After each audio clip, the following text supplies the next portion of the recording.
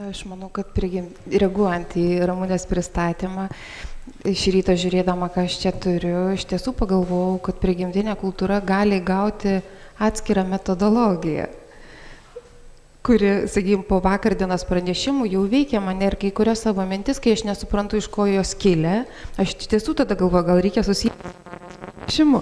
Tai čia apie vieną mintį, nežinau, ar suprasit, apie kurią pranešimo įgoju.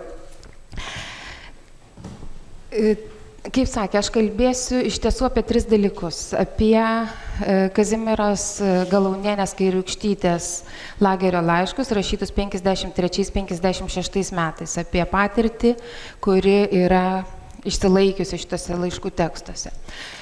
Kalbėsiu apie patirtį žmogaus, kuris grįžta iš tremties ir gyvena normalų gyvenimą, bet turi savyje tą buvusią lagerio patirtį kaip buvusią. Tai bus antra pozicija, kurią aš taip pat bandysiu pristatyti iš patirties perspektyvos. Ten iš laiškų išeinanti patirtis, čia iš stebėsenos, bet iš suvokimo, kaip tas žmogus gyvena ir kaip jisai jaučiasi. Ir trečia patirtinė pozicija, ta, iš kurios aš bandyčiau kalbėti, bus mano pačios pozicija, kuri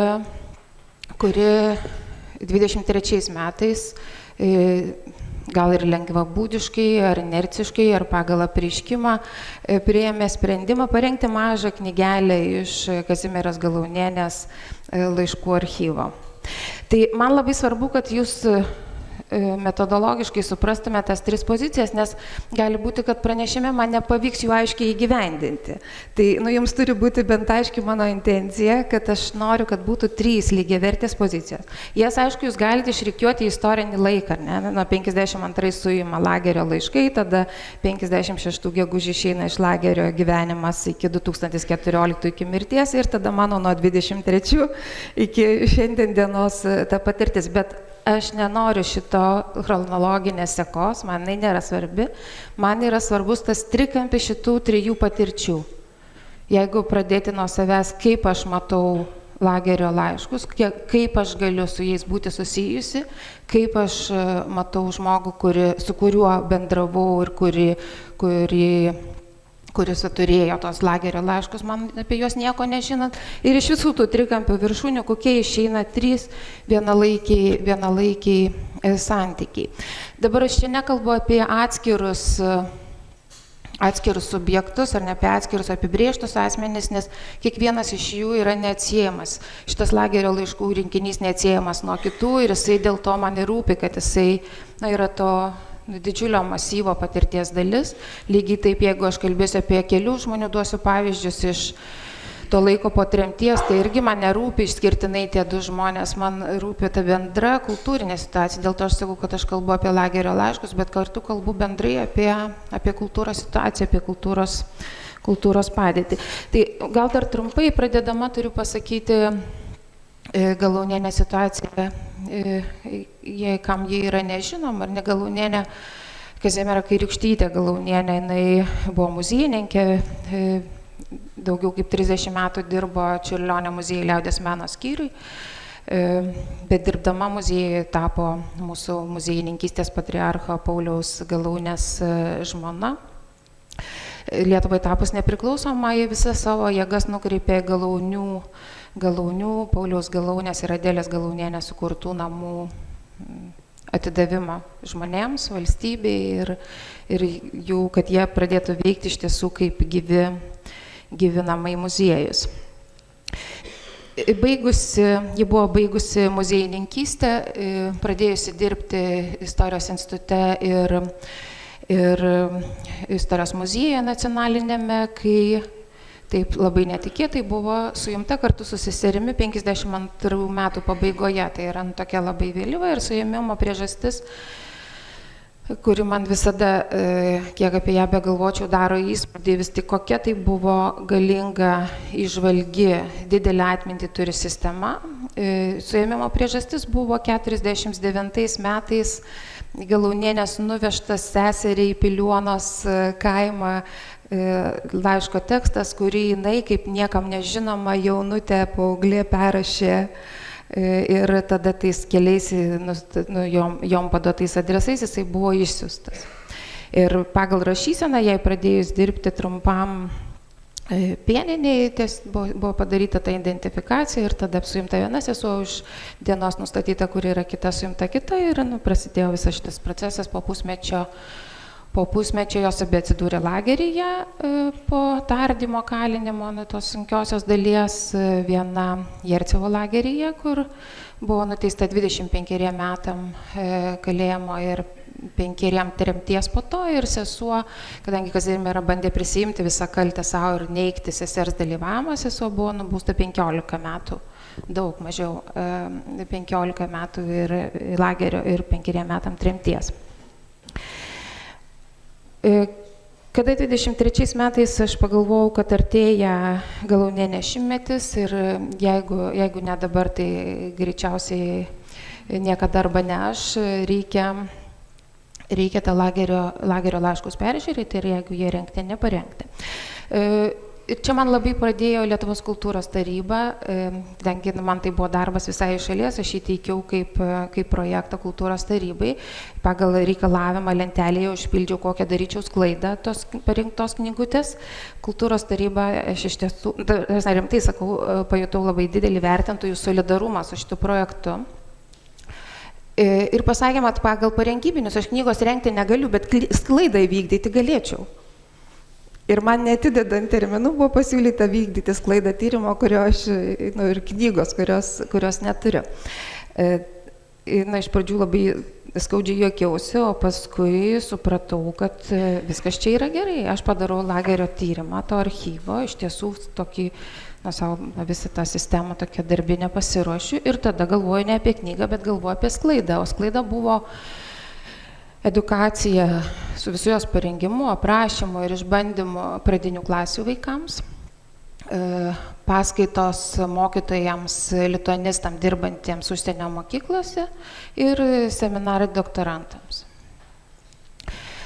Tai iš tiesų tik tais aš nusikaltau tuo, kad man tai buvo nesklaida, o man tai buvo tyrimas, visi šitie darbai, nes man buvo labai įdomu matyti, plėsti tą lauką, nes aišku, tada nepakanka vien laiškų, turi įeiti į kontekstą, plėsti tyrimo lauką ir matyti, kaip tos skirtingos grupės priima pasakojimą ir kartu matyti, ką jos žino, kas rezonuoja joms kalbant. Tai turiu pasakyti, kad pradinių klasių vaikams, kurie pagal dabartinę sistemą jiems negalima kalbėti apie tremtį, nes niekur mokyklos programoje neminima.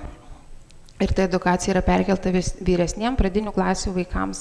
Šita edukacija buvo labai labai tinkama, visiškai adekvati ir savalaikė. Nesiplėsiu čia į tolesnį savo, pabandysiu bendrai. Tai, ką aš radau šitą darbą dirbdama, tai aš sakyčiau, kad aš visą laiką grimzdau į labai įvairialytį nežinojimą. Ne tai, kad aš būčiau praradus tą savo žinojimą, kurį turėjau, bet į nežinojimą kaip tam tikrą kultūrinę terpę. Ir kuo toliau dairaisi, tuo daugiau matai tokių įvairių nežinojimo kraštovaizdžių. Tai tas pagrindinis, kuris man darė įspūdį ir kuriuo aš niekaip negalėjau patikėti ir visą laiką bandžiau su kažkuo dar pasitikslinti, pasikonsultuoti, tai buvo ta sukurta iliuzija, kuri paplitusi ir visuomeniai, bet ypač mane stebino, kaip paplitus akademiniai terpiai, kad apie tremtį mes viską esam padarę, viską esam ištyrę. Ir aš visiškai buvau patikėjus, kad aš tik tais ateinu va šito konkretaus darbo dirbti, o čia tą kontekstą aš tuoj pasižiūrėsiu. Ir tada supranti, ir iki dabar negali patikėti. Ir visada, kai turi tą viešai pasakyti, visada jautiesi labai nepatogiai. Nes gal tikrai vis tik kažkas buvo nuo tavęs paslėpta ir tu kažko neradai, bet kartu visada suprantu, kad jausdamasi nepatogiai ir nekalbėdama apie šitą iliuzinį žinojimą, apie žinojimą, kurio nėra, aš tada jį labai palaikau ir didinu. Nes aš apsimetu, kad čia viskas gerai, tai aš jums čia papasakosiu dar kelias smulkmenas, ar ne, kurios man naujos. Šitas ta stabiliai sukurta nežinojimo iliuzija, jinai aišku rėmėsi pirmiausia tuo tremties tekstų bumu, kuris ištinka Lietuvą, jai tapus nepriklausoma, bet reikia suvokti, kad tai yra džiaugsmo laisvė bumas.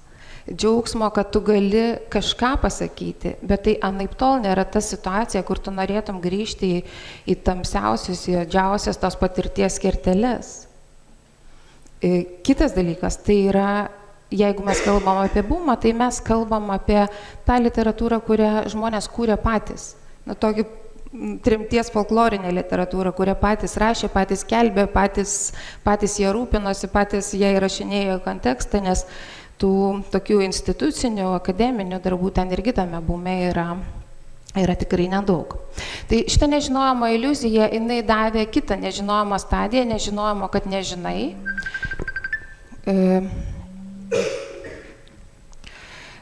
Šitą nežinojimo, kad nežinai, jinai akivaizdžiausiai buvo tada, kai kalbant su 25-mečiais išsilavinusiais žmonėmis, supranti, kad jie visi žino Aną Frank, bet jie nežino Grinkevičiūtės tekstą. Ir tas visai yra nebūdinga virš 30, nes ten niekas neabejoja, kad jisai yra, o čia yra karta, kuri pagal tam tikras mokyklinės programas ir pagal tam tikrus tas kultūriškai palaikomus mechanizmus, jinai paruošia tą kartą, kuri šito teksto nežino.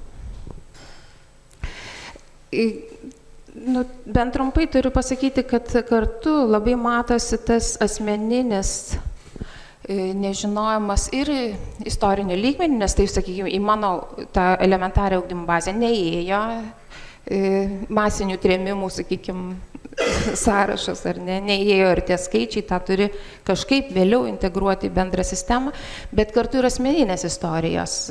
Žinojimas, tai aš labai pamačiau duodama užduotis suaugusiem, mokytojų tų paskaitų ir susitikimų metu, bet labai gerai suvokiau ir savo pačios situaciją. Aš supratau, kad aš apie savo tėčio tremtį, be to fakto ir be to, kad jisai lankosi tremtinių klube, ką aš visiškai priėmiau kaip klubą, čia net sakau, maždaug kas kur nori, tas ten lankosi ir ne visi esam laisvi.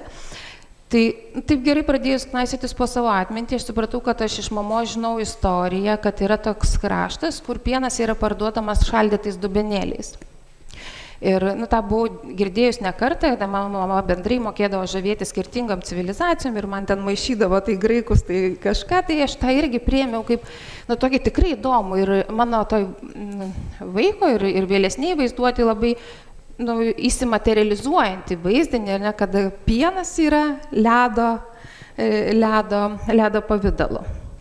Dar buvau girdėjus, kai būdavo kažkokios įtampos dėl tvarkos namuose, kad tėčiui yra sunku, nes jisai gyveno su karve viena, bet šitas kažkaip būdavo tokia užuomina pasakyta, kad aš, tiesą sakant, aš supratau, pradėjus taip analizuoti savo atmintį, kad šitas man nesimaterializavo, ką reiškia gyventi su karve vienai patalpoj.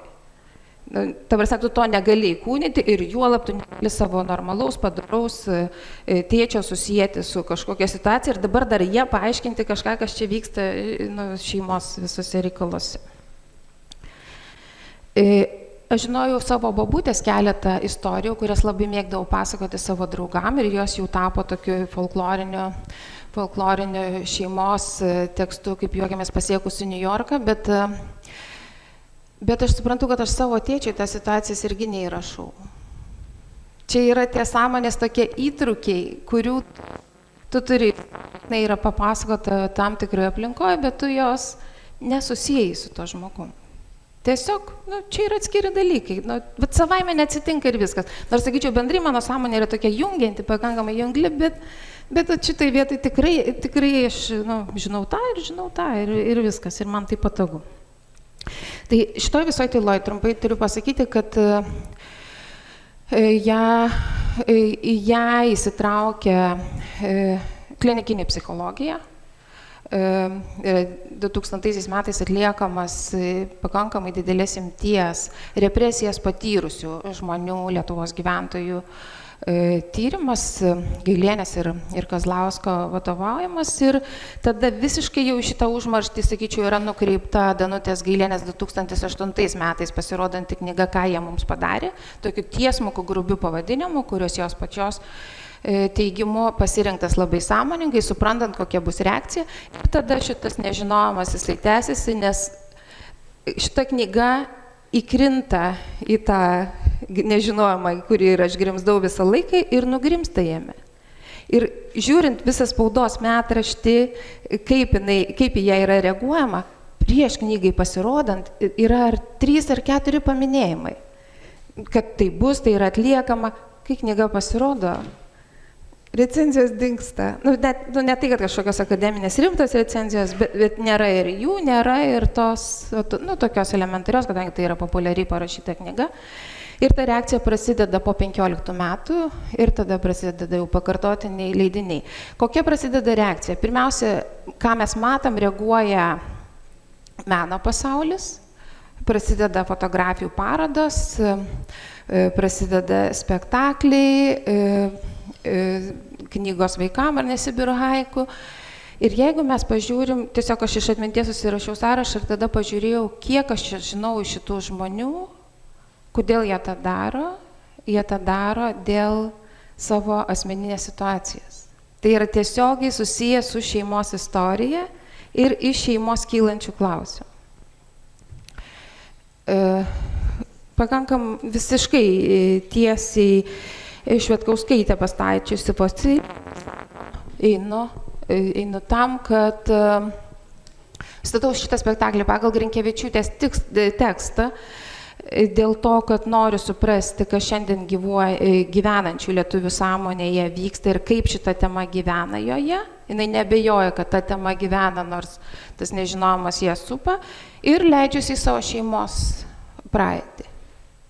Tai va to netiesioginės motyvacijos, ne iš asmens, ne iš šeimos istorijos kylančios motyvacijos yra labai mažai, ir patys laiškų tyrimai, dabar Institute literatūros mes turime 3 žmonės, kurie dirba su tremties ar įkalinimo dokumentais, dirba ne kaip pagrindiniam darbe, bet ta tema vis pasirodo ir kažkas turėtų išvykti. Tai Ona Dilytė, Jurga Savickaitė Sadauskienė ir Radvilė Racėnaitė, ir visi atvejai kyla iš savo tėvų laiškų. Ir mano atvejais nėra šitas galūnienės rengimas, irgi jisai neateina iš giminystės santykio, bet ateina iš asmeninio ryšio.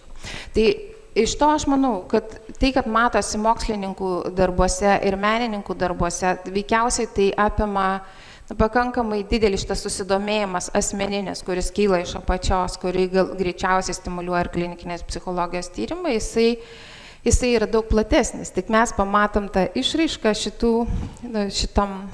šitam lygmenį kultūros, kuris mums pažinos ir kuris yra palyginti viešesnis. Apie tą antrą poziciją, apie patirties, kas vyksta, tai čia yra tas laiškai, ar ne, yra tas laikas, su kuriuo mes tiesiogiai net kas lankėsi lagerį ir bent kiek matė tą situaciją, o mes matom tos žmonės, kurie iš lagerio grįžta.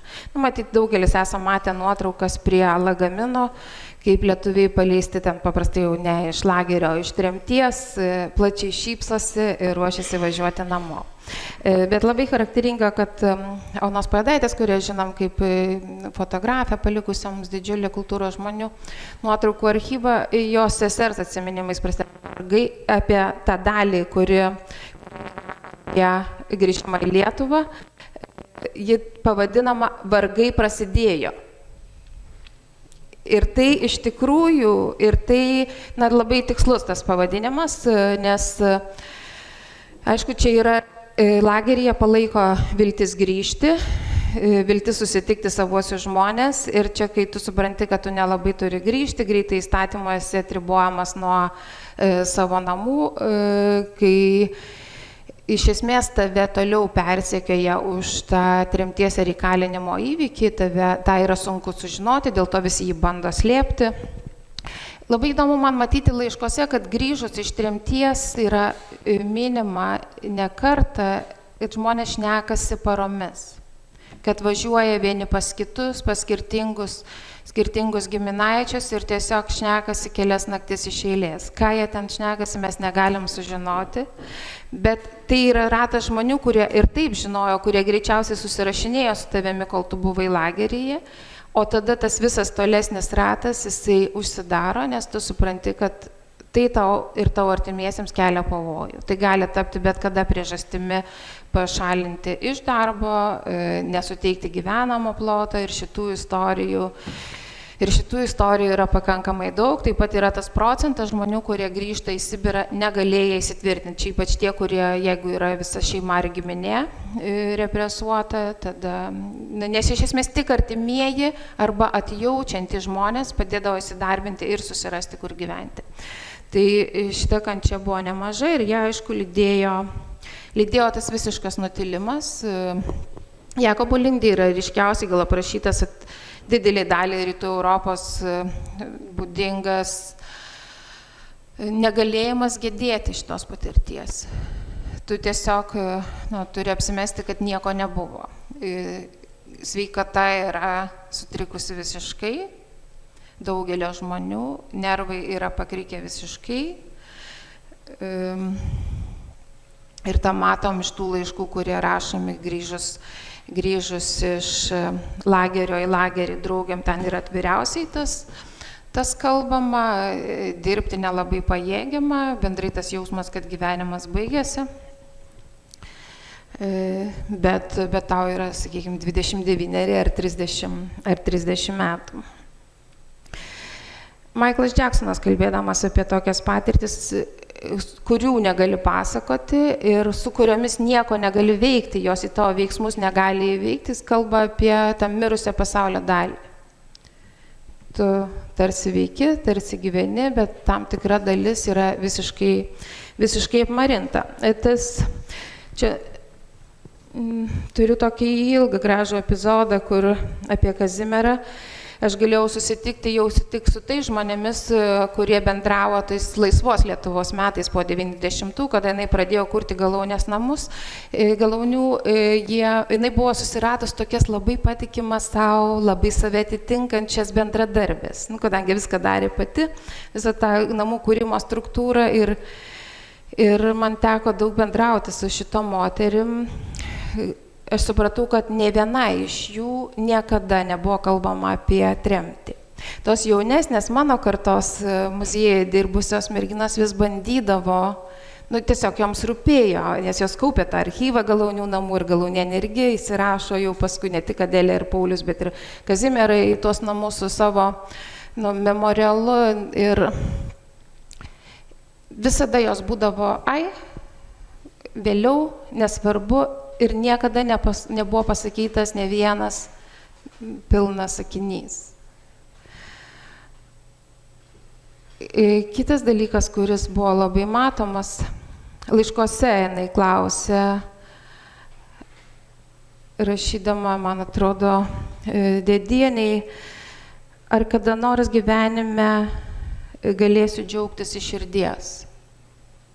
Jau kada prasideda mintis, kad gal nebūsi 25 metų, jos pradeda svajoti, kaip grįž ir į tą svajonę vis prasimuša, o kaip tai atrodys. Bet jos dar negalvoja apie tą Lietuvos situaciją, nuo kurios aš čia pradėjau, kad gal neturėsi kur gyventi, neturėsi ką dirbti, gal kas 2 mėnesius susitiksi vyriškį, kuris tavęs klaus, o kur tu buvai prieš tai, lygtais netyčia, kas, irgi mane stebino, tokie vis tik tos pajėgos buvo ir toliau laikomos iš tų žmonių nesaugumui kurti. Tai iš muziejininkių pasakojimų aš supratau, kad Kazimiera niekada nesijuokdavo. Nesijuokdavo ne ta mechaniškai judesio prasme, bet kad jinai tiesiog nesuprato humoro. Ir kadangi Galaunių namuose jinai buvo labai svetinga ir po kiekvieno dalykinio susitikimo arba po kiekvieno renginio jos visada būdavo toks buterbrodėlė ir kava, ir ta sistema, kaip suskaičiuoti, kiek buterbrodėlių jai kava ir jai prie vyno, viskas buvo labai įsukta ir šitose susitikimuose labai jautėsi, kad kai žmonės atsipalaidavę kažkas pajuokauja, visiems yra nepatogu ir jai nepatogu, nes jinai žino, kad visiems juokinga, jai nejuokinga ir jiems nepatogu, nes jiems juokinga, o vienam iš jų ne. Tai čia turėčiau baigti, nes labai noriu kalbėti ir iš tos trečios pozicijos, kalbėti apie laiškus. Tai yra tos laiškus kaip tarpininkus, kurie tiesiogiai mūsų sieja su tremties ar įkalinimo gyvenimu. Matyt, pirmiausia, reikia pasakyti, kad laiškai bendrai, jie yra labai turiningi, jie labai išlaiko daug dalykų smulkių, bet kartu yra labai fragmentiški. Ir tas fragmentiškumas yra mūsų problema, nes jie yra taip įjausti į kontekstą, kad kada to konteksto neturi, kuris labai aiškus dviem susirašinėjantiems žmonėms, tada mes pamatom tik tą fragmentinę galimybę juos suvokti. Kuo mažiau žinom kontekstą, tuo mažiau suvokiam. Bet šitie lagerio laiškai, jie turi dar papildomos specifikos, nes jie eina per keliaklodę cenzūrą. Jie žino, kad kiekvienas laiškas išeinantis iš lagerio bus perskaitytas ir yra draudimas, ko negalima sakyti, ir kartu eina per vidinę cenzūrą, nes ne viską leidi savo pasakyti, kas su tavimi yra, ir ne viską leidi pasakyti apie save skaudaus tam žmogui, kuris tau yra brangus. Dėl to šitas laiškų skaitimas, jisai iš esmės eina, kaip sakau, per negatyvo principą. Tau sako, čia lovos 50 vietų moterų ir ne, o tu matai tarpus tarp tų lovų ir tą judėjimo galimybę toje erdvėje, ar ne. Arba per įvairius įtrūkius, kada visą laiką eina tarsi tolygus tekstas ir jis taiga įtrūksta ir tu supranti, kad visas šitas tolygumas turi tą reikšmę, kurią pamatai įtrūkį. Aš norėčiau, kadangi esu kažkada jau kalbėjus seminare apie artimųjų ryšius, nes laiškai yra rašomi artimiesiems žmonėms ir tai labiausiai matosi, kaip yra palaikomi ryšiai ir kokia yra tremties ar įkalinimo kančios struktūra ir plėtra, kaip jinai apima ne tik tas dvi seserys šito atveju, bet kaip apima didelę plačią giminę ir kokį duoda poveikį šitiem žmonėm ir kartu kaip keičiasi jų rūšys ir kaip jisai išsilaiko. Bet dabar norėčiau kalbėti apie tą foninį, tarsi tokį nereikšmingą ryšį laiškuose, kokie ryšiai yra palaikomi tarp įkalintų žmonių, tarp įkalintų moterų. Pirmiausia, tai ta buitinė struktūra, kuri kažkada man čia taip pristatinėjant knygą viena mergaitė nupiešė ir padavė piešinį. Jinai nupiešė tiek lovų, apskaičiavusi 9 metų, kiek į kurias, kadangi jinai išgirdo, kad yra lova 4vietė, 2 apačioj, 2 viršuj, kiek apskaičiavusi, kiek turi būti lovų, kad tilptų 50 žmonių vienoje patalpoje ir jas išdėsčius. Tai tas, to piešinio prisiminimas mane provokuoja grįžti prie šitos situacijos, kada mes turim tokią gyvenimo scenografiją ir kartu tokią choreografiją, tai scenografija, kada tu turi visam savo nedarbo laikui tokią patalpą, kurioje pasakyta telpa. Vadinasi, liekant erdvė yra minimali, telpa tų 4viečių lovų 50 moterų ir 1 stalas. Ir tas 50 kvėpuojančių moterų yra visada vienai vietai ir kol lagerių gulago sistemai netrūko elektros, jos visą laiką buvo laikomos šviesoje. Toje patalpoje to palidovo ir to prižiūrėtojo nebuvo, bet galima įsivaizduoti, jeigu mūsų šitoje patalpoje su patogiom kėdėm paliktų mėnesiui, ar mes tikrai mylėtume vieni kitus ir ar netaptų mūsų svajonė neatvykti čia ir nesueiti čia, bet kuo greičiau kaip nors išeiti. Tai kita struktūra yra kolona, kada tu išeini iš lagerio ir tu rikiuojasi į koloną. 50 žmonių, kurios išėjus iš lagerio teritorijos tos kolonos jungiasi, bet, sakykim, vien į valgyklą juda kolona 50 žmonių, tai irgi yra tam tikra struktūra, kur pats žmogus blokuoja kitam žmogui aplinką. Tu visą laiką alsuoji kažkam į nugarą, iš tavo šonų, iš tavo nugaros yra ir dėl to aš galvodavau, bet vis tik jos išeina į laukus dirbti ir čia tas atsidaro kraštovaizdis, bet tu supranti, kad tos situacijos geometrija ar kažkokia, jinai yra taip suformuota, kad patys žmonės, patys tie, su kuriais tu turi tos artimus ryšius per prievartą, jie tavo pasaulį ir užblokuoja.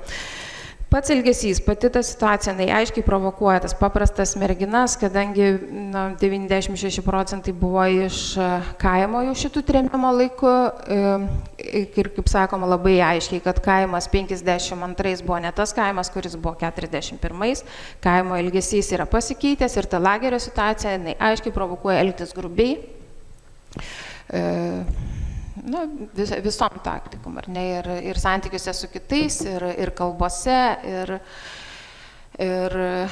bendra ta situacija labai aiškiai progresuoja. Bet kartu reikia pasakyti, kad čia užtenka vieno žmogaus, gali užtekti vieno žmogaus, kuris tą 50 žmonių grupę gali sustabdyti tą progresą į tą nežmoniškumą ir pakreipti į kitą kryptimį. Ir čia mes matom vakarinės maldas, kurios, man atrodo, kažkada nutrūksta. Sunku iš laikų suprasti, kada yra susivienijama bendram veiksmui, kuris turi visai kitą struktūrą. Matom šventes, kuriam yra susivienijama, bet irgi ne savaime. Kažkas turi duoti iniciatyvą ir matom vardines. Tai Kazimiera yra labai tiesiai pasakiusi, kad pačios tikriausios, pačios jai brangiausios kazimierinės buvo lagery 53 metais, kada visos tos moterys esančios kartu, jos rašo sveikinimus, kai kurios individualiai, kai kurios po 2, kai kurios po 3, jos piešia, kartojasi vėliavos spalvos, kartojasi iš kažkur turimi vėliavų spalvų 3 siūliukai, kuriais siuva ir perrašinės tos sveikinimus, matai pasiskolinamus 3 spalvės spalvų pieštukus, tiksliai tas pats atspalvis keliauja iš vieno sveikinimo į kitą. Kartu kalbos sakomos varduvininkui, dainos, jos sukuria, šitą centą siūlyčiau atkreipti dėmesį, tai yra brangiausios vardinės iš viso gyvenimo vardinė. Bet čia yra ta situacija, kuri labai nebrangi, bet vardinės brangiausios. Šventės, minėjau, kad taip pat būrėsi šventėms, jau gruodžio pradžioj laiškuose pradedama kalbėti, kad dalinasi darbus, kad apgalvoja, kokiu būdu išsigalvoti tos valgius. Ir tada, kada jau po šventės vardina, kas buvo pagaminta, tu matai, kad ten skaičiuoja iki 12 ar 16 patiekalų, apie kurį yra paminima detaliau, tai supranti, kad jis maždaug iš vandens ir miltų, su aguona, pavyzdžiui, arba su iš Lietuvos atsiųstas spanguolių sauja yra gaminamas, bet vis tiek jie yra kuriami, jie yra gaminami, jie yra kažkaip tam sąlygom per mėnesį surandami, bet šitas švenčių šventimas, jisai taip pat turi tą savo kaitos kelią ir kada prasideda tos laimingos dienos, kada po vieną, po kelias pradedam nestuoti ir išleisti iš lagerio, tos vietos nebūna tuščios ir lageriuose pradeda didėtis kriminalinių kalinių. Bendrai tai, kad tas moteris, kurios buvo atvežtos kartu ir visos patalpintos į vieną gulagą, tai jas labai vienijo bendras išvažiavimas iš Lietuvos. Kada pradeda maišyti ir tas pačias lietuvės, irgi matai, kad tas silpnas pagrindas, kurį buvo jos sugebėję sustiprinti, jisai nesilaiko.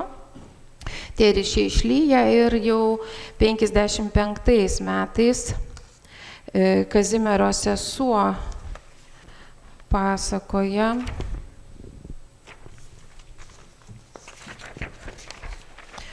Kazimiero sesuo, sesers nori labai surasti. Nerandu, turėsiu atpasakot. žodžiu, jos pasakoja, kaip jos visos lageryje, nors buvo ir kriminalinių, ir uskučių, sutarė kartu švęsti kūčias, pradeda laiku ruoštis, susimeta po rublį ir tada įvyksta muštynės tarp vienos politinės ir vienos kriminalinės, muštynės dėl šaukšto, nes šaukšto kiekvienas lageryje turi savo, valgykla šaukštų neduoda. Ir po šitų muštynių jas ten visos įsitraukia ir vis tik nusprendžiama, kad bendrų kūčių nebus. Ir ta situacija yra labai simptomiška, kaip viena vertus yra gebėjimas vienytis ir šalia tu matai tą foną ir tą visą tokią įtemptų santykių situaciją.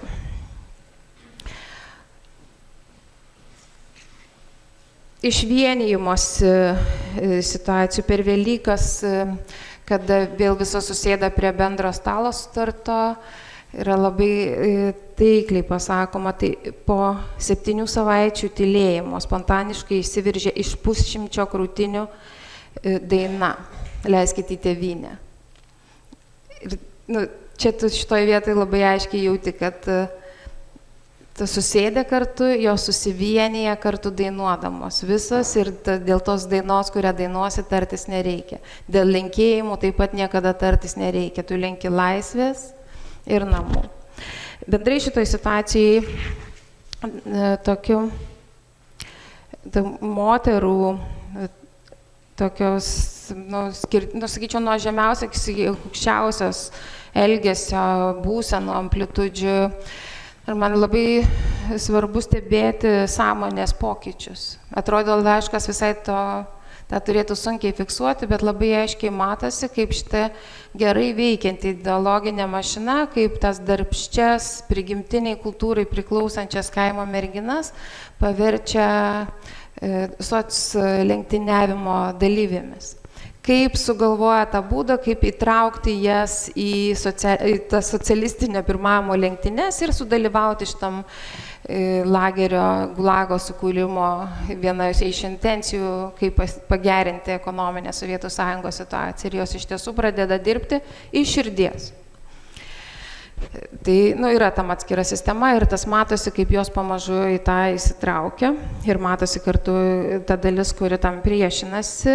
Ir kitas toksai skaudus dalykas, nes matom, kad viena vertus, jau aš minėjau tuos trispalvės siūlus, tai tampa iki galo nepriklausomybės atminties bastiono, bet kartu pradeda veikti ir ta kita ideologija ir jos pradeda švęsti Stalino konstitucijos šventę, revoliucijos šventę ir pradeda jie švęsti viso to kūniškų, dainuojančių, šokančių pavidalų. Irgi tas atsitinka ne savaime, tas atsitinka per aiškiai kleidžiantį ir taikomą šitiem žmonėm mechanizmą. Tai kalbėdami apie patirties amplitudę, labai gerai matosi moterų lagerio ir vyrų lagerio ryšiai. Vyrų lageris taip pat vadintas Jercevo lageriu, bet buvo gerokai toliau, bet kadangi judėjimas į darbo vietas apimė pakankamai didelę teritoriją, tai jų kryžiuodavosi kartais keliai. Ir matyt, per tos besikryžiuojančius kelius jie buvo užmesgę ryšius. Tai ir Velykom, ir Kalėdom yra išlikę vyrų lagerio siunčiami moterų lagerių sveikinimai, kurios pasirašo 46 lietuviai ar vėliau kažkiek mažiau. Vis tik tas išdalintas lapas, tas ilgas pavardžių ir parašų sąrašas, nukreiptumas šitam moterų būriui iš to būrio, jisai turi labai aiškiai palaikymo galią. Vardiniam taip pat yra lagerio darbo plunksnakotis perdodamas iš vyrų lagerio į moterio lagerį, nors jau toks individualus sveikinimas, bet irgi jie įsitraukia ir į šito šventės šventimą. Išsiskiria, kunigas yra vyrų lageryje, jisai perdoda kalėdaičius, tos kalėdaičius jau moteris iš savo pusės, kaip iš lagerio siunčia į namus, iš namų gauna ar kalėdaičius, ar jų gabalėlius, bet pačios siunčia tą turimą iš vyrų lagerio gautą kalėdaitį savo namiškiams. Siuvinėja kunigui kamžą naktimis, kryželiu, daug ginčių kaip, neprisimena kaip austi. Jurga Jonutytė nustatė, kad ten daug leksinių klaidų jų aptarimuose, kaip išausti juostą, bet vis tik nepaisant to, jos su juosta išaudžia, kamžą išsiuvinėja ir sugeba perduoti. Vieną epizodą noriu perskaityti susijusį su vyrų lageriu, kuris paskui pasakysiu, kuo man yra svarbus. Vakar turėjom sunkią dieną. Teko būti vieno bendro likimo mūsų tautiečio laidotuvėse. Mirė tragiškai, bekindama savo draugą. Paskutiniu laiku mes dirbame miške netoli mūsų kapinėlių. Apie mirtį ir laidotuvės buvom įspėtos. Todėl ryte eidamos prisiskynėm nuo savo lisvelės puokštę astrų ir baltų našlaitėlių. Kapuose vyrai mūsų jau laukė. To jau atidarė mums kuklų karstą. Prie karsto pasilenkė jį atlydėję draugai, 3 lietuviai, keletas rusų. Suklumpa mes ant kelių, tylioj maldoj ir ašarose. Ramiai dega galvų gali viena žvakelė, tyli šiaurės dangus. Jau baigė kasti duobę, dar labiau susispiečia visi apie karstą. Iš kažkieno lūpų įsprūsta gilus atodosis su praščiai draug. Sudunda į kapo viršų metama šlapės molis, prislopintai aidi mūsų viešpaties angelas, nei savųjų, nei kunigo. Jo vietoje tik prižiūrėtojas mėlyna kepure. Tačiau užtat kiek daug rūpesčių, kiek pagarbojos, rimties ir skausmo iš bendro likimo draugų pusės. Taip tyliai iškyla nedidelis žemės kaupelis, apdeda jį žalia samanėlių velėna, mūsų gėlių plokštelę, padaro iš rožyčių mažutį kryželį. Galvų gali baigia degti žvakė, kojų gale įkišta lentutė su numeriu B4. Tai štai, kaip baigėsi kartais žmogiškasis gyvenimas su savo planais ir svajonimis. Tai štai, kur priešų lūpos tarė praščiai draug. Tai štai, kur žmogus pasijunta esą žmogumi. Priklaupiam paskutiniu kart prie kapo, tylėdami paliekam kartelėmis aptvertą kapinyną, kur kryžių vietose lentutės su numerėliais ir aukštos pušys su eglėm. Vyrai su savo palydovu nueina viena kryptimi, mes kita. Tik nuėję į darbovietę, ilgai nepaėmėm į rankas dalgių. Nežinau, kiek čia iš klausos eina suprasti, bet tas tekstas parašytas taip, kad būtasis laikas pereina į esamąjį, kas duoda, jinai atpasakoja ir pradeda kaip apie buvusį įvykį, bet su dabartėje pasakodama dar kartą. Ir jeigu žiūrėti visus judesius, kurie yra atliekami, jie visą laiką vieni palaukia, kiti priartėja, visą laiką glaudžiasi, kol galų galia sako, susispiečiam aplink karstą. Ir taip judesys po judesio yra tas to vienijimosis ryšingumo, bet labiausiai dėl ko ir pačiai pabaigoje, ar ne, kai jos ateina į darbą, su prižiūrėtoju ir nedirba. Yra tas laiko įtrūkis, kur dangus atsiveria ir čia tas darbas nebegalioja lagerio. Kas jos tiesiai čia yra pasakoma, štai kur žmogus pasijunta esą žmogumi. Čia ir yra ta visa amplitudė, kuri man dabar rūpi, nuo tos nežmoniškos situacijos, žmogus miršta be žmonos, be vaiko, be motinos, laidojamas be kunigo, be vardo, su numeriu B4. Ir kartu jinai aiškiai junta, kad žmona, vaikas, motina, vardas ir kunigas, jisai gali neduoti to žmoniškos patirties, kuri čia yra. To jausmo, dangaus atsivėrimo, mirties akivaizdu ir ne, kada tu išgyveni tą buvimą žmogum, buvimą šalia kito žmogaus, buvimą su kitais žmonėmis, kurių net neaišku, ar tų vyrų vardus jie žino ar nežino, nes laiškėje niekur taip ir nepaminimi.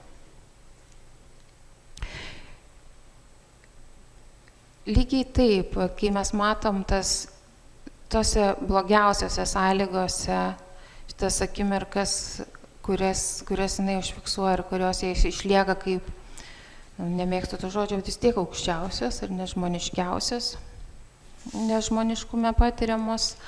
Lygiai tą patį, kai kalbėjau apie artimuosius ryšius, tai lygiai tą patį sakiau, kad man labai pritraukė Baliukevičiaus Dzūko dienoraštį, kuris sako, kartais būna labai sunku, kalbėdamas apie tą kasdienį gyvenimą bunkeriuose, bet aš jaučiu, kaip diena iš dienos meilė Lietuvai didėja. Ir Kazimieras sako analogiškai apie artimų žmonių ryšius. Visada žinojau, kad man artimieji yra labai brangus, bet kad aš juos taip myliu, sužinojau tik čia. Ne pati iš šalies klausimų mane pradėjo tam provokuoti, tai klausimas buvo toks tiesus, ar tu nemanai, kad tik tose sąlygose ir galima suvokti žmonių ryšių brangumą. Ir aš labai norėdama pasakyti, kad ne, nes čia keista ta situacija, ir ne, tarsi duokite mums lagerį, tai mes pasijusim iš tiesų, kas esam ir kas mus sieja. Tai bandydama pasakyti, kad tikrai ne, kad aš supratau, kad aš papasakojau jai situaciją apie kaip tėvas pabučiuoja atsisveikinant dukrą, kuri labai aiškiai rodo, kad tik toj situacijoje tas bučinys gali būti toks, kuris ir išlieka visam gyvenimui.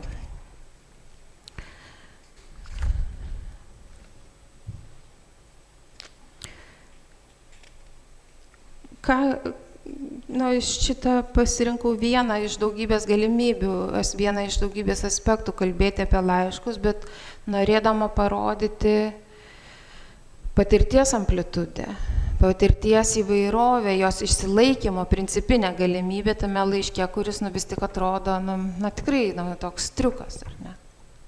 Apribotas visapusiškai.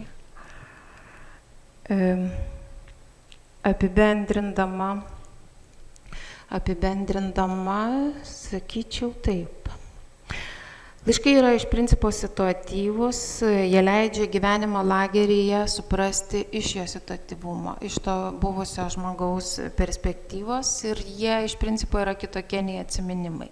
Ir tas ypač matosi, kai į atsiminimų tekstą įdeda keletą laiškų. Man yra tas jausmas toks, skaitai tokį dalyką iš siūlo arba dviejų, tokį susuktą, ir tada tu patenki tą suaustą tekstą. Nes ten yra daug to neaiškių dalykų, bet tankis ir to gyvenimo situatyvumas, laiko virpėjimas yra visiškai kitas nei rašomam atsiminime. Dokumentai iš principo, jie turi tą virpantį laiką ir net jeigu tiesiai apie jį nesako, jisai laikosi atmosferoje ir jisai to, nerandu to kito būdo pasakyti, kaip negatyvo principu, jisai gali būti suvokiamas per pertraukius, per persidengimus teksto. Iš esmės laiškai yra galimybė mums susitikti su ta tyla, su kuria mes visi susitikom per tą sovietinius metus, ir ta tyla, kaip matėm iš Galaunienės pavyzdžio, jinai nenutrūksta iki to žmogaus mirties. Beveik visais atvejais, bent iš dalies, jinai nesibaigia arba baigėsi daug vėliau. Tai jie mums leidžia laiškas, tas gyvenimo dokumentas, kuris rodo, kas yra už tylos. Tai tyla yra tas gerasis dar variantas, bet kas yra už impulsyvumo, kas yra už nervingumo, kas yra už savižudybių, kas yra iš įvairiausių tokių dalykų, kuriuos mes laikom gal prastų charakterių, gal bloga savitvarda ar kažkokiais tokiais reiškiniais. Tokiais reiškiniais, kuriuos mes esam perėmę per natūralų lemimezę, auginti tos kartos, pokario kartos žmonių, mes esam jos perėmę ir genetiškai, ir tiesiogiai. Kaip tam tikras reagavimo taktikas, kaip tam tikras laikysenas, kaip tam tikrą kūniškumą. Ir dėl to mes nesam atskirti nuo tremties patirties, nuo šitos visos sunkios nutylėtos patirties, mes ją tam tikrų būdų savyje turim. Kazimiera Galaunienė bendrai mėgo skaityti laiškus, vertino laiškus, Jie norėjo, kad jos ir jos sesers laiškai būtų paskelbti. Visiškai neabejoju, kad ji to norėjo ne dėl savęs ir ne dėl savo sesers ir ne dėl kokio nors įpaminklinimo, bet taip skambiai tariant dėl mūsų. Šiandien galvodama, kad laiškų skelbimo iniciatyva, jinai turėtų būti ne šeimos ir ne giminės klausimas, apie ką minėjau pradžioj, bet turėtų būti bendra valstybinė, institucinė, politinė. Aš prisiminiau pačią tą situaciją, kaip aš pati buvau įtraukta į tai, nes aš irgi buvau iš tų artimai bendravusi su Galauniene, bet niekada net nežinojusi, kad jinai 3 metus praleido lagerį. Į mane pasikvietus, parodžius tos laiškos, taip labai dalykiškai, sausai, sako, jeigu kažkas galvotų, kad jie turėtų būti išleisti, tai aš noriu, kad tu juos išleistum. Na, aš kadangi bendrai ten daug ko nesigilinau ir kažkur skubėjau, bet taip priėmiau asmeniškai, kad čia galvoja, kad aš gerai darau ar kažką. Bet šiandien galvodama ir matydama tą visą jos logiką, aš galvoju, kad jinai matė už manęs instituciją. Čia ne asmeninis gebėjimus, bet jinai puikiai gerai žinojo ir vertino, kad aš dirbu Lietuvių literatūros tautosakos institute ir kad tas duoda, institucija šaltiniai duoda tam tikrą statusą, aišku, duoda ir įrengimo būdą kitą nei tą daro šeima, bet kartu duoda ir statusą. Ir greičiausiai šitas jos sprendimas, kad aš noriu, kad tu, buvo ne visai asmeninio pobūdžio, kaip aš iš pradžių maniau. Aš galvočiau, kad jeigu mes turėtume tremties ir įkalinimo ego dokumento ir gyvenimo dokumentų rinkinį kaip seriją, aiškia vienos, kaip čia sakyti, rengimo, tam tikrai kontekstinimo, tam tikro tyrimo rezultatą. Galvoju, kad tas turėtų mums teigiamą poveikį. Ne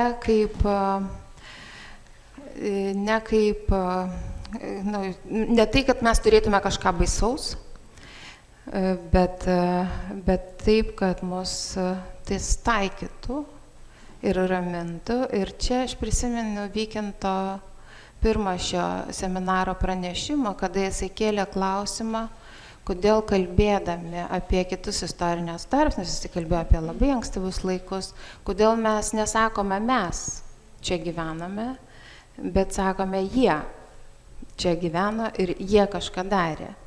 Aš galvoju, kad tokie istoriniai tarpsniai ir tokios situacijos, kurios privertė kažką nutilėti ir gauti tokiais somatiniais, transformuotais, keistais pavydalais tą žmonių patirtį, jos yra didžiulis kliuvinys mums tapatinantis su tuo, kas šioje vietoje buvo ir klostėsi su kitais periodais. Ne tik bet jisai išblokuoja kelią iš principo atgal. Tai aš nenoriu pasakyti, kad čia vienintelis dalykas, kuris mūsų istorijai buvo, bet vis tik tai buvo labai masinis dalykas, kuris tiesiogiai ir netiesiogiai buvo susijęs su daugybė žmonių ir tas veikia kaip kliuvinys. Ir jeigu tu atrandi santykį su juo, netokį uždarą ir netokį užblokuotą, tu atrandi kelią į tapatinimąsi ir ne į tokį izoliacinį atskirumą, apie kurį Vykintas kalbėjo. Aš pati turiu pasakyti, kad man pačiai šitas darbas keliarių metų, man jisai iš tiesų padarė didelį poveikį. Aš niekada nesijaučiau susipykus su praeitimi ar su Lietuvos istorija, ar jo labiau su savo tėčiu, bet aš jaučiu visiškai pasikeitusi tokį vidinės taikos ir vidinio ramumo santykį su... Net negaliu pasakyti, kad vien su tremtimi, dėl to, kad tai yra be galo integralu su tais visais ankstesniais gyvenimais, kurio šitai vietoje gyventi. Ačiū. Tai labai ačiū Giedrei, dėkoju už tą tokį ir asmeninį dalymas ir savo patirtimi ir tą kiekvieną kartą ir mane vis nustebinančią tą tekstų, šiuo atveju laiškų, analizę. Žiūrėdama į programą, aš mačiau, kad vakarinėje dalyje yra numatyta ta dalymasis asmeniniam reakcijom į tą tremties patirtį ir aš skaitydama ir ruošdamasi moderuoti šį pranešimą pagalvojau, kad galiu padaryti irgi tokią įžangą iš šios numatytą programą ir man rezonavo ta mumyse nešiojama mirusi pasaulio dalis ir aš irgi kažkaip karts nuo karto esu grąžinama prie savo pačios šeimos patirties. Mano senelis 46 metais buvo suimtas ir buvo nuteistas 10 metų lagerio.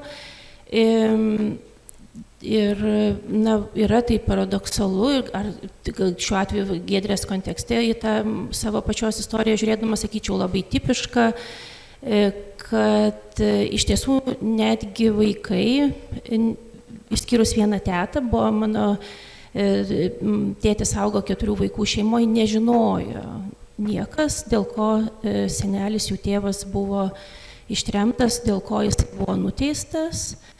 Ir netgi dabar čia kažkada grįžusi prie šitos istorijos, aš savo, dar yra gyvos 2 mano tetos, tai vienos iš jų, su kuria mes taip artimiau klausiau, sakau, kad man įdomu, tai kasgi ten buvo, kodėl senelį, už ką senelį nuteisė.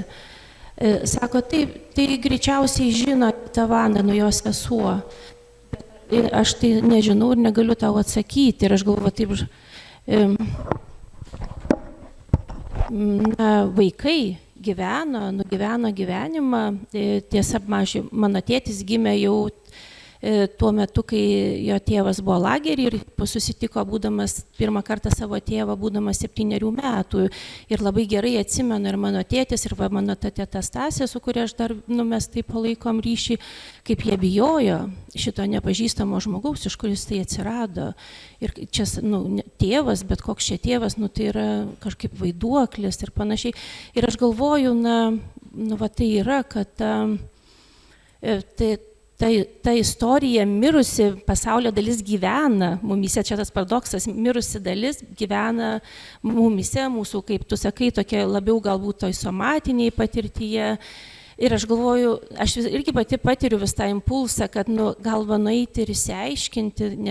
Aš pažįstu žmonių, kurie nežinojo irgi priežasčių ir ėjo patys į archyvus ir tai yra įmanoma, tai yra padaromas dalykas, bet kažkas mane vis pristabdo, gal aš bijau, kad aš kažką atrasiu, kažkokią paslaptį, kur man jinai bus pernelyg baisi, gal aš išsigąsiu ir panašiai. Ir turiu tą dalį ir kažkaip šito pranešimo kontekste vėl kažkaip prisimenu irgi tą savo šeimos istoriją ir aš galvoju, kaip aš senelį pažinojau, nes išveždavo mane visom vasarom pas tuos senelius ir jis buvo be galo tylus žmogus. Apskritai aš jį kalbantį atsimenu gal, nežinau, porą kartų, vieną mūsų tik dialogą atsimenu ir aš galvoju, būtent ta tokia tyla aplink žmogų, tiesiog žmogų supanti tyla ir žinau, kaip jisai gyveno, žmogus išbuvęs tokiam siaube. Tiesa, jam nereikėjo 10 metų išbūti, nes po Stalino mirties jis galėjo grįžti anksčiau truputėlį, man atrodo, 7 tik metus išbuvo lagerį. Ir galvoju, yra mano patirtyta senelį, tokia supanti tyla.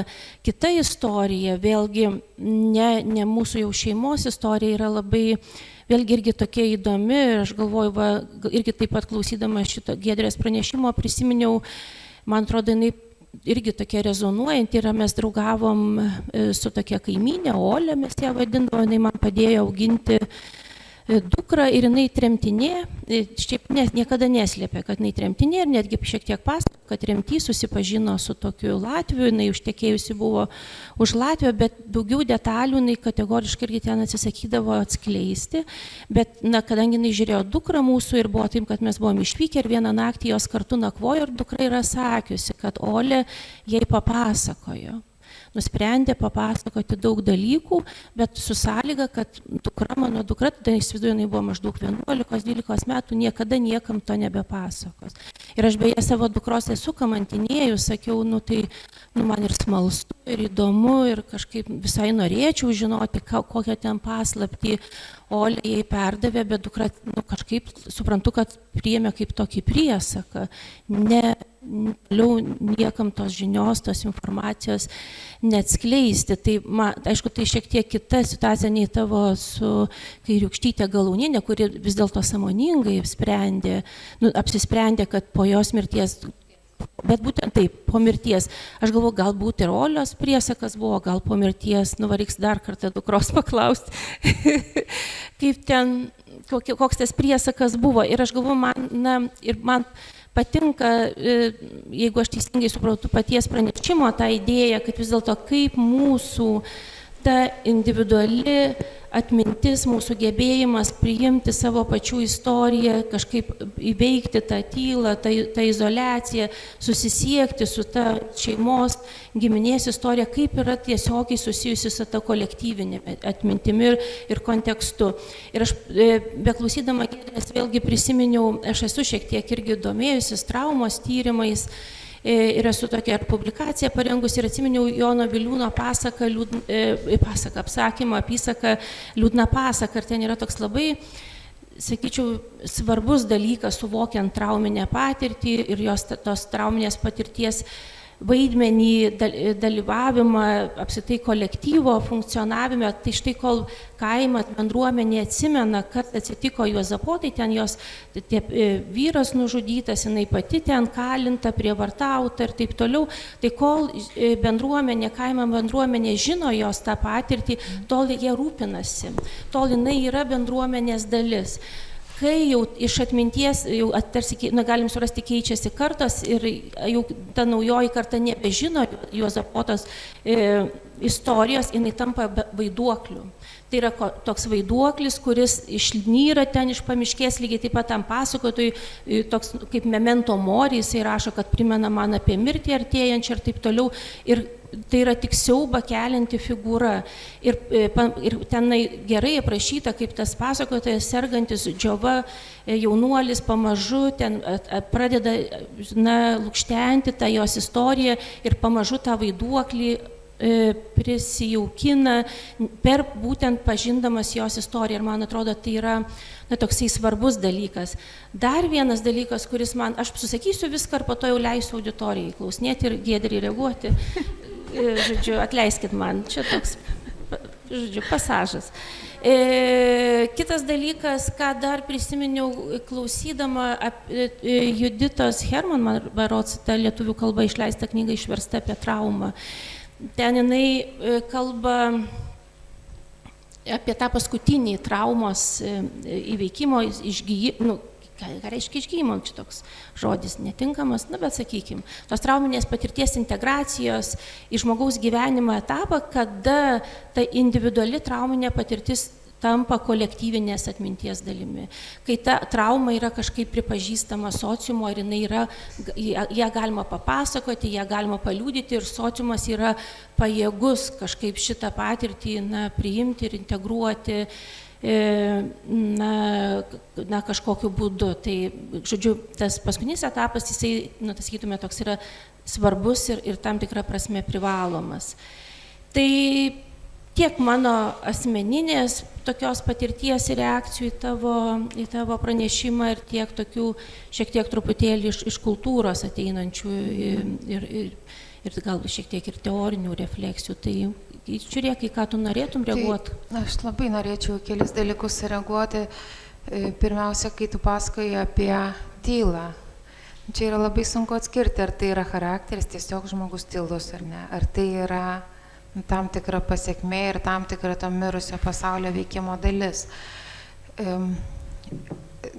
Norėjau papasakoti pačiam pranešime, bet pasinaudosiu progą dabar.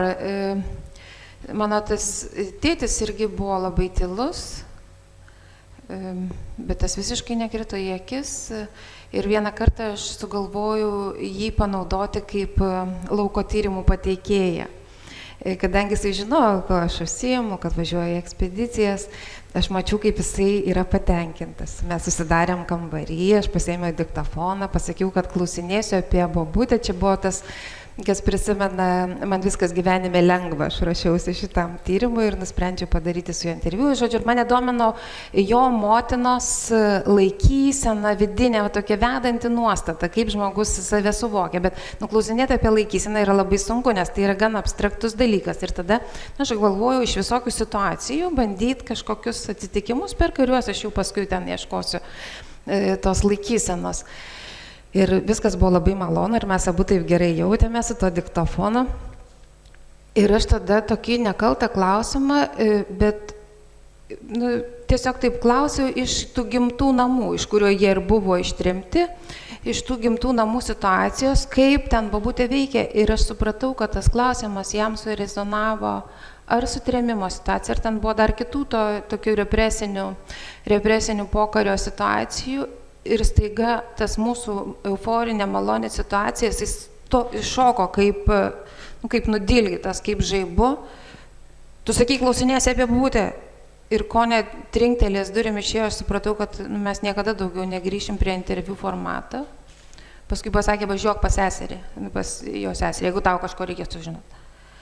Ir tas visas ramus ir tylus charakteris buvo nutraukti ir aš supratau, kokia yra to tylėjimo kaina. Šitoj vietoje yra ne visai charakteris ir tu matai, kad ta tyla iš esmės jinai turi tą degantį pavidalą, jinai rusena ir tu nežinai, kas gali tą ramybę taip visiškai netikėtai nutraukti. Aš esu mačiusi, kaip tu sakei apie Juozą Botą labai gražiai, kad iš tiesų buvo tie žmonės, kurie suvokė ir saugojo, bet matytų žmonių gyvenimuose jų vis mažėjo. Tai šitų labai gražių paaiškinimų lauko tyrimų metu aš esu užrašius, kur pasakojo apie moterį, kuri buvo labai griežta savo vaikam ir savo ir sako, bet aš tai jų suprantu. Jinai 2 kartus lagerį praėjo, kaip grįžta ir tada dar kažką nors papildomai dar kartą išvažiuoja. Žmogus mato elgesį ir aš pagalvoju, aš tą esu mačius tik iš kaimo žmonių, šitas situacijas, kada empatiškai suvokia, tai atrodo kažkoks arba nevalymumas, arba jau tas perdėtas griežtumas savo vaikam ir kitiem. Ir tokios įvairios, tiesiog ribinės elgesio, nekultūringo ir nepagarbaus kitam žmogui situacijos, kurios per žinomą, per atmintį yra suvokiamos, teisinamos ir nedirginamos, ar net tas jų ūmumas nėra žadinamas.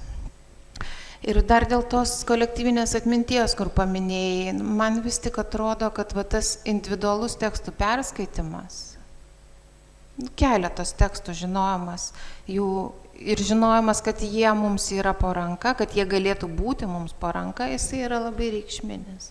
Nes kolektyvinė atmintis, jeigu jinai kuriama iš kažkokių štampų, klišių, iš tokių, jinai nesusikuria. Bet vieną kartą paskaičius to gali visiškai užtekti, kad tas tavo santykis jisai gautų tam tikrą takumą, kad jisai neturėtų tų kliūčių ir blogo, apie kuriuos aš bandžiau kalbėti pabaigoje. Labai buvo graži reakcija iš tų jaunų žmonių, kurie nežinojo Grinkevičiūtės. Labai charakteringa. Dalis buvo, kuri kategoriškai sakė, man baisu ir aš nenoriu, bet tai yra suaugęs žmogus.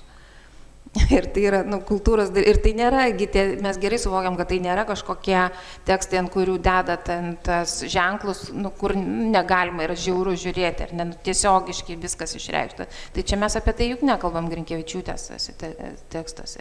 Bet man baisu ir aš nenoriu, ir aš negaliu skaityti. Ir buvo kita dalis, kur aš nebūčiau taip suformulavus. Ką aš turiu padaryti, tai perskaityti nuo pradžios iki pabaigos. Tas aiškus atsakomybės jausmas, aš nežinojau, bet dabar, jeigu aš sužinojau, kad tas tekstas yra, aš jį perskaitysiu nuo pradžios iki pabaigos. Aš jį turėsiu, viskas. Ta baimė, kuri lieka labai jaučia, ta baimė, jinai užblokuoja. Aš to bijau ir aš visada to bijosiu, nes aš niekada prie to neprieisiu. Ir kitiem perduosiu. Jeigu žinote, ten yra toksai lietuvių kultūros blokas, kur baisu, kur neikim ir nepereikim. Poveikis yra ne tas, man atrodo, tas neišgąsdina, tas paveikia visiškai kitaip. Greičiausiai pritarčiau pačiai tai idėjai, kad tu sakai apie tą rinkinį, bet vienintelį dalyką, aš kokį tokį nuogastavimą turiu ir aš juom pasidalinsiu, kad tarsi, na, kaip sakai, tokių lyg reprezentatyvių tekstų surinkimas, aš tik tai, man, žinau, aš galvoju, čia turbūt sovietinio vaiko baimės, kad mes tarsi sunorminsim, pasakysim, kokia yra tremtinio patirtis, kas jai yra būdinga, bet aš tavo paskutinio pasisakymo suprantu, kad čia ne apie sunorminimą eina kalba. Ne, tai jeigu mes turėsim gyvenimo dokumentus, o dėl to man yra noras, kad turėti gyvą šaltinį, kur yra daug sunkiau paruošti. Dabar mes turim nacionalinio ne dailės, o istorijos muziejaus paruoštus, tas didžiulės knygas, jos paruoštos iš nuotraukų. Nuotrauka, jinai įima pozavimą visada. Ir iš nuotraukų paruošti tokią knygą yra daug kartų lengviau negu paruošti ego dokumentus. Čia yra ego dokumentas, jisai pats neleidžia sunorminti, nes jame yra daugybė sluoksnių. Aš galiu traukti siūlą po siūlo ir ilgai truks, kol aš išardysiu tą tekstą. Tai dabar matydama laiką kviečiu Haliną, mačiau, prašom. Aš net pati nežinau, ką aš noriu pasakyti, yra mažiausiai 2 dalykai. Aš aišku irgi esu tremtinės vaikas, bet šitą patirtį turbūt vakarui pasiliksiu, jeigu ką. Bet aš norėjau Giedrės komentaro dėl kito dalyko. Turėčiau turbūt pasibarstyti pelenais galvą ir pasakyti, kad aš esu tas žmogus, kuris vertė į lietuvių kalbą Tarp pilkų debesų. Rūtos Šepetys šitą šedevrą nepakartojamą. Popsinį, aš mačiau, koks tai yra dalykas, aš aišku mačiau, kad tai yra holivudinis popsas ir visa kita, bet ir labai turėjau daug abejonių ar imti šito darbo iš tikrųjų, bet supratau, kad leidykla vis tiek užsispyrusi nori jį leisti ir aš tada pagalvojau, na gerai, gal aš padarysiu žmoniškai, gal man pavyks. Ir buvau dar, aišku, palaikyta savo mamos, kuri irgi buvo tremtinė ir jinai redagavo tą knygą ir mums pavyko šiek tiek ištaisyti dalį to nesąmonių, kurios ten buvo. Tu neįsigilinimo autorės, tu nuklaiku ten, aš net nebekalbėsiu apie tai, kad... Bet pasakyk pavyzdžių. Ok, tremtiniai išlaipinti iš traukinio ten buvo vedami į dušus. Ir dar gavo kavos. Ir gavo kavos, taip. Tai Lina išvertė kavą į ką? Mes išvertėm kavą į arbatą, bent jau tiek, o dušus padarėm tuos bliūdus, balėjas kažką mes ten įvedėm su mama. Bet buvo dalykų, kurių buvo neįmanoma ištaisyti, pavyzdžiui, tokių nesąmonių, kad jie 41 metais gaudavo iš Lietuvos laiškus su lietuviškais ženkliukais. Ir aš paskui su autorė kalbėjau, sakau, jūs suprantat, kad negalėjo tai būti. Taip, bet tai aš kalbėjau su tremtiniais, jie sakė, kad jie gaudavo laiškų, bet tai galėjo būti 48 metai, o ne 41, kai karas vyko. Žodžiu, žmogus visiškai nesirantuoja tame, ką jinai rašo. Bet, ką aš noriu pasakyti, bet šitas dalykas, kokį populiarumą įgavo. Įsivaizduojat, žmonės nežino Grikevičiūtės, ar ne? Ir man iki šiol yra tas siaubas, kad dalis žmonių nežino Grikevičiūtės, bet jie žino Rūtą Šepetys. Ir antra vertus, gerai, dalis užsienio auditorijos bent tokiu būdu sužinojo apie lietuvių tremtį, nes didžiulė dalis, pavyzdžiui, tų pačių italų, kurie ten dabar šitą knygą įtraukė, yra į vaikų privalomos literatūros sąrašą ar kažką panašiai, jie iki tol net nežinojo, kad buvo represijos, kad buvo gulagas, kad Stalinas darė iš esmės tą patį, ką Hitleris, nes, Hitleris tai blogas, jis žydus naikino, o kad Stalinas naikino kitą populiaciją, žmonės šito nežinojo ir šito komercinio, holivudinio, popsinio produkto dėka, bent kažkokia informacija išeina į auditoriją. Tai aš nežinau, ar tai yra blogai, ar tai yra gerai, aišku, kaip visada, nei juoda, nei balta, bet, aš nežinau, Giedrė, pasakyk ką nors. Tai aš tai labai noriu pasakyti labai paprastą dalyką. Aš galvoju, kad kas dirba su šaltiniais, mes turim jausti atsakomybę, kad šaltinis ne tik būtų pateiktas mums. Man pačiai patogu, ar ne, iš knygos, o ne iš kažkokių ten lapelį cituoti. Bet iš šaltinio turi eiti į parodas, iš šaltinio turi eiti į filmus, iš šaltinio turi eiti į kažkokius pjesės ar kažką, kad šaltinis jisai turėtų sklidimą. Šaltinis ir šaltinio reikšmė, nes iš jo eina dalykai. Aš matau be galo daug dalykų, sakykime, istorikai, jie žiūri kitaip, dėl to aš labai nenorėčiau iš savo instituto, mūsų instituto paleisti gyvenimo dokumentų į istorijos institutą. Nes, neįtikėtinai, artimų kolegų skirtingi yra požiūriai. Jie ima tik faktą, jie niekaip nepripažins to įtrūkio, kuris parodo, kas yra ta pilka spalva, apie kurią nuolat kalbama. Ką jinai tam žmogui reiškia, bet to skaitimo būdo, kur nieko neprigalvoji, bet tu randi, kur yra tos jungtis ir kur yra reikšmių išryškėjimai. Tai čia yra mūsų atsakomybė, kad nebūtų darbų tokių be šaltinių. Eduardas, prašom.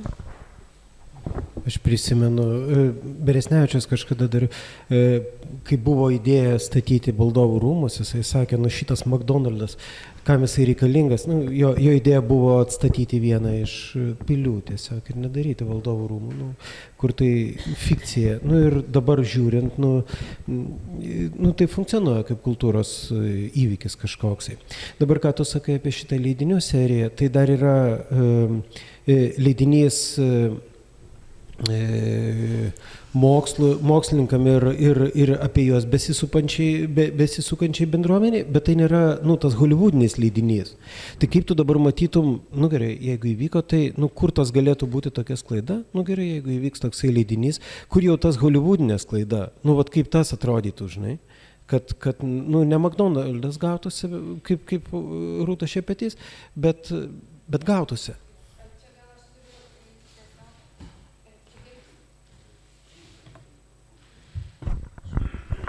Čia gal aš turiu tiesiog pasakyti, kaip aš bendrai žiūriu į šaltinių rengimą, nes mes turim tą vieną tradiciją, kur kai ateina eilė, sakykime, rašytojo laiškams, 27 rašytojo tome, 130 metais po jo mirties, nes vis darbininkų mažai, institute tekstų daug, tai tada mes paskelbėm visus jo laiškus su galimais komentarais. Aš sakyčiau, mano yra tokia antropologinė prieiga prie šaltinio, kada jeigu aš darau tyrimą, aš turiu įsigilinti į visus tekstus, kurie yra, ir tada iš jų atrinkti tą reprezentatyvę visumą, bet tas žodis reprezentatyvus, jisai gali turėti klaidinančią reikšmę, ar ne? Ta prasme, nes laiškose yra ir nesuvokiamų dalykų. Sakykime, jeigu neina įsiaiškinti, apie ką žmogus kalba su visų mano kontekstiniu tyrimu, arba jeigu laiškas kartojasi tas pats siužetas 3 kartus, tai, ar mes turim galimybę išleisti, čia yra 87 iš 550. Ir čia yra ta reprezentatyvi, taip, man labai gaila, iš 5 tetos laiškų man reikia atrinkti vieną, bet aš jį atrenku labai skirtingais principais ir pagal to laiško išraiškumą ir pagal tai, kaip jisai susijęs su kitais laiškais, kad aiškumo būtų daugiau, ar ne, kad jisai nebūtų visiškai įkritęs, man kontekstas žinomas, bet skaitytojui bus nežinomas ir reiks viską apipasakoti. Yra daug kriterijų, kad tas reprezentatyvumas, tai yra perskaitamumas, jisai būtų. Tai man atrodo, sakykime, šita knyga jinai ir yra parengta, atrenkant taip, kad tai nebūtų Holivudas, nes tai visur yra šaltinis ir yra sąžiningas santykis su šaltiniu visada, bet kartu tai nėra ta visa masė, kuri tik tyrėjai būtų reikalinga. Ne? Bet kartu, aš negaliu pasakyti, kad reikia labai ypatingo tyrėjo, kuriam būtų mažai šitų 87 laiškų. Nes tam, kad suvokti reiškinį, jie yra pakankami. Ir aš laikausi to principu, kad nebūtų tų kažkokių nutilėtų, kur, oi, man nepatinka, ar tai, gal čia per žiauru, gal čia, sakykime, čia yra toksai šeimos konfliktas. Aš iš pradžių irgi turėjau tą mintį, kaip visada, o gal nereikia to šeimos konflikto, nes čia juk aš apie lagerį. Bet reikia, ir jisai bus, ir jisai labai daug pasako, kaip lageryje yra žiūrima į šeimos konfliktą. Ir ar nesinorėtų tų lagerio požiūrio perimti į savo konfliktėlius. Vykintas.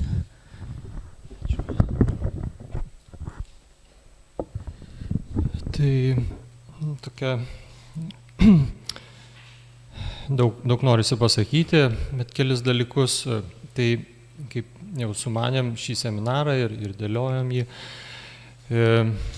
tai buvo aišku, kad vienos temos jame nebus, nors jisai šventinis, 25-asis, tai vakar diena buvo skirta senai daliai, senajam klodui.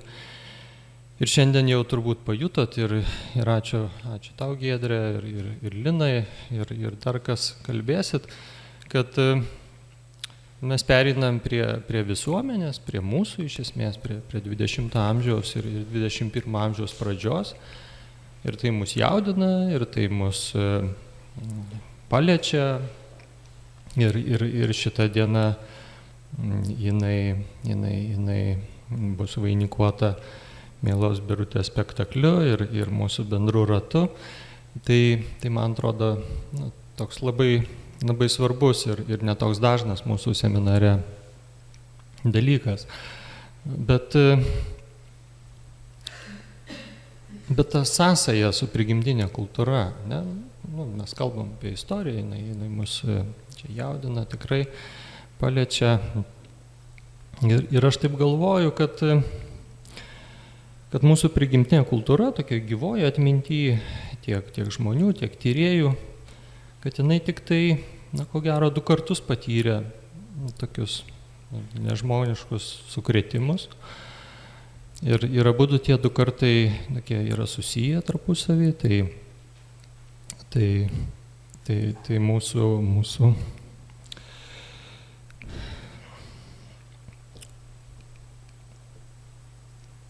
tai mūsų partizanų išėjimas į mišką ir lagerį ir tremtis. Tai tie 2 kartai, tos 2 situacijos, jos labai pakeičia tą mūsų prigimtinę kultūrą, nes kartu su žmonėm, su tūkstančiais jų, represuotų vien tik tai daugiau kaip 200 tūkstančių, tai milžiniškas skaičius. Ir toji kultūra, kuri buvo tokiai savo tėkmėj, tokiai įprastoj, vienaip ar kitaip, buvo Pirmasis pasaulinis karas, jisai buvo vadinamas didžiuoju karu, todėl kad nieko kito žmonės nebeprisiminė tokio baisaus bado suiručių ir panašiai. Ir vis dėlto atėjo dar baisesni laikai. Ir tos 2 situacijos tarpusavy susijusios, jos sukuria tokį nepaprastą kitokią situaciją, turiu omeny, kad atsiduria kartu su tai žmonėm mūsų prigimtinė kultūra tokiai ribiniai padėty, ant mirties slenksčio. Ir tokia nesuvaidinta situacija, tiek kiek mes daug kartų galim čia pratybose ar kažkaip tai mėginti įsivaizduoti, bet mes niekada to nesukursim, nes kol tai neįvyks. Ir todėl norėčiau ir Giedrės paklausti, kad jinai taip mėgintų pasidalinti. O tai vis dėlto būdama toj tokioj kritiniai situacijoje, mūsų prigimtinė kultūra, lagerį, kokiu jinai įgyja formų, pavidalų, kas pasireiškia, ko šiaip tokiai kasdieniai būty neturėjo, nebuvo. Kuo lageryje ta padėtis, kuo jinai praturtina mūsų prigimtinės kultūros tyrimus, kurie šiaip jau atrodo platus ir daug apima, bet vis dėlto neabejoju, kad suteikia dar daugiau. Bet jeigu reikėtų paminėti 2-3 dalykus, kas tau pirmiausia ateitų į galvą?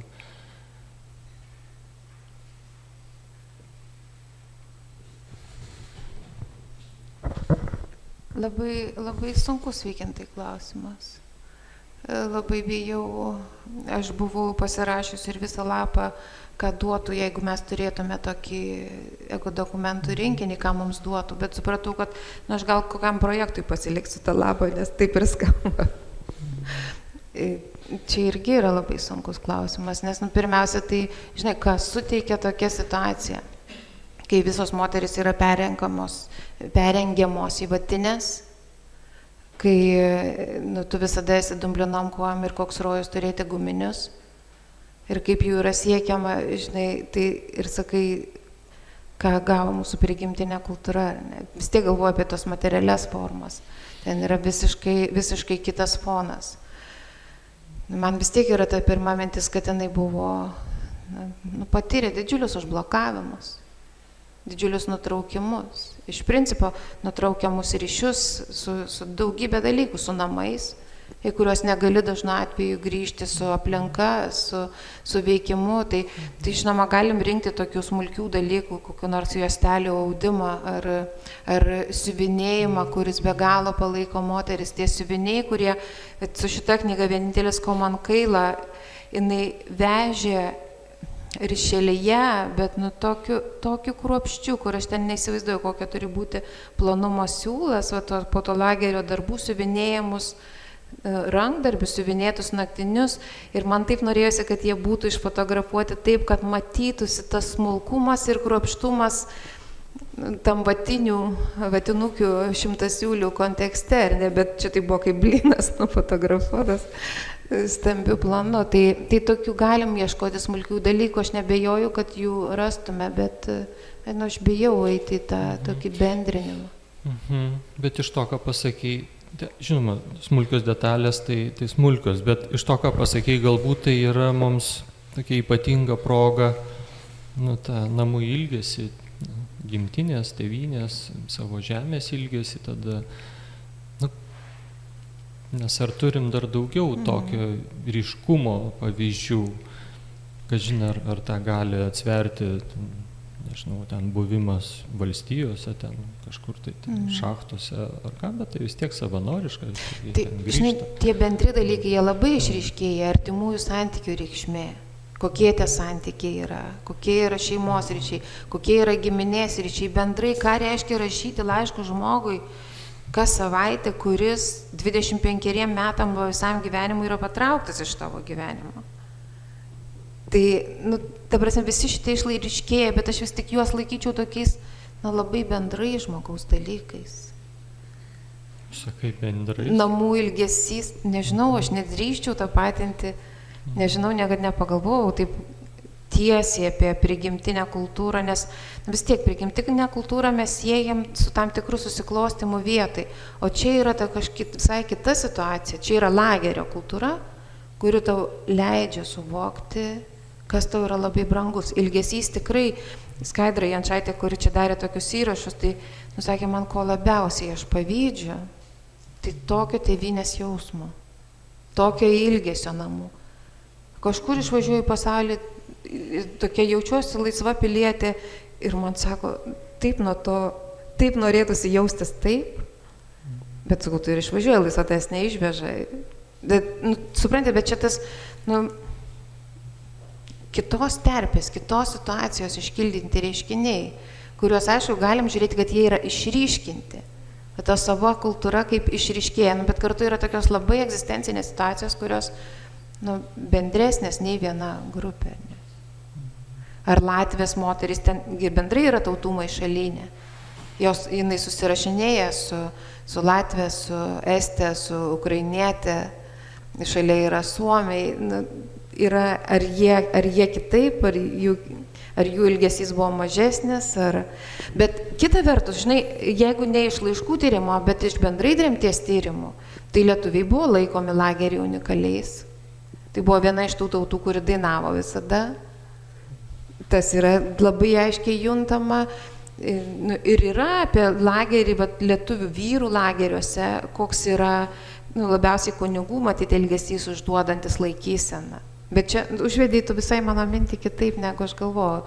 Taip žiūrint plačiau, tai galbūt tikrai metant per kelis didesnį kiekį, jeigu dokumentų apie tai reikėtų kalbėti, kaip jie skiriasi tarp kitų tautų, jeigu galvotume mes ne iš vieno perspektyvos ar ne žmogaus patirties, bet jeigu mes žiūrėtume, kaip elgesi, kaip lietuvius mato Latviai, kaip lietuvius mato Suomiai, kaip lietuvius mato ukrainiečiai, nes čia, pavyzdžiui, mes matom, kaip Kazimieras žiūri ukrainietės ir ką iš jų fiksuoja, matom, kaip bendrauja su Estė, moterų sukilimą organizuoja Estė, irgi ar tai atsitiktinai, ar tai dėsninga. Per palyginimą iš tiesų būtų įdomus tyrimas, reikėtų kitą perspektyvą rinkti truputį medžiagą, negu aš dariau lig šiol, nes tikrai išskiria.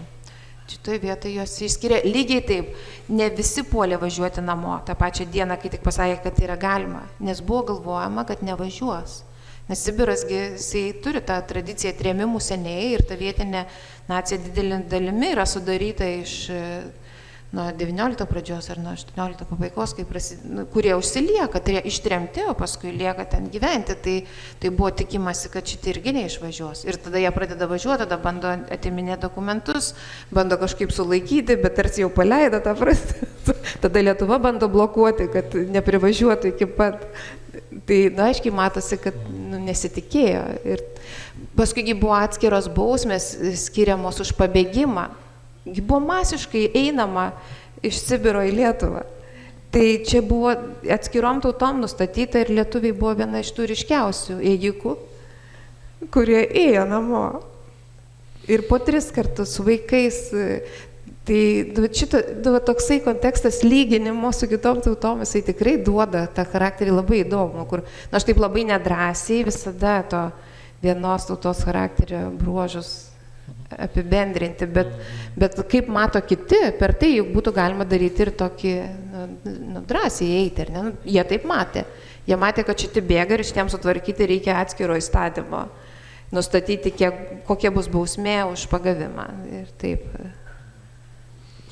Ačiū, bet matau, kad jau...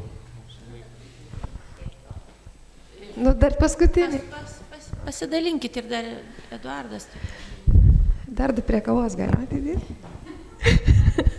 Man dabar taip beklausant gerbiamos Giedrės kylo tokia mintis. Aš kilus iš Laičių kaimo, kur nebuvo ištremtas nei vienas žmogus. Tai vietiniai kalbadavo, kad buvo labai vieningi, vieni kitų neskunda, vieni kitus užtordavo, bet šaly buvo toks Maldiniškio vienkiemis.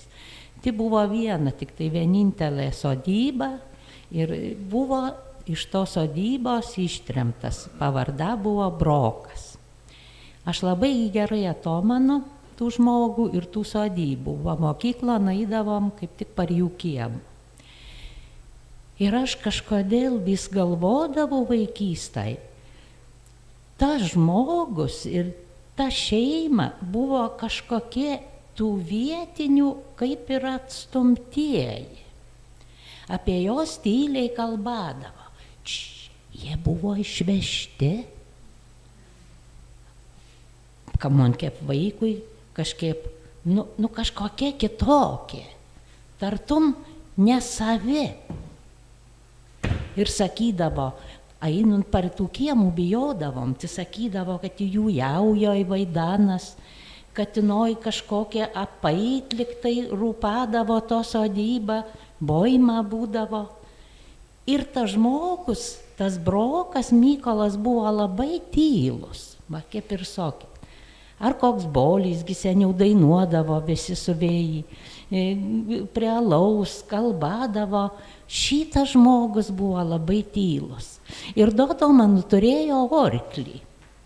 Ir to orkliu kaiminom visiems reikdavo dalintis, gal tik kolkozo būdavo priskirtas tas arklys. Ir vieną kartą jau mūsų tata pasiskolino iš jo atidovą tų orklį ir gal čia su neparvada.